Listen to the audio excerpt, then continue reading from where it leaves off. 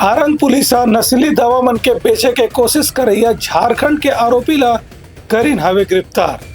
ओकर तीर ले तकरीबन 33,000 की नशीली दवाई जब्त करे गे हवे। आरंग पुलिस आज नशा के कारोबार ला रोके के अपन अभियान के तहत झारखंड से संबंधित एक आरोपी ला महासमुंद की रहा आरंग के पास में गिरफ्तार करके ओकर पास से करीबन 33,000 रुपये मूल्य के नशीला दवाई के पट्टी बरामद करी से। पुलिस के कहने के मुखबिर से सूचना मिली रही है कि कोई व्यक्ति पड़ोसी राज्य से आकर के महासमुंद क्षेत्र में नशीला दवाई बेचे के प्रयास करे थे। एक बाद ये आरोपी ला जब घेराबंदी करके पकड़े गए तो पूछताछ में आरोपी है अपन घर में रखे हुए बाकी सामान की जानकारी भी देवर तैयार हो गई।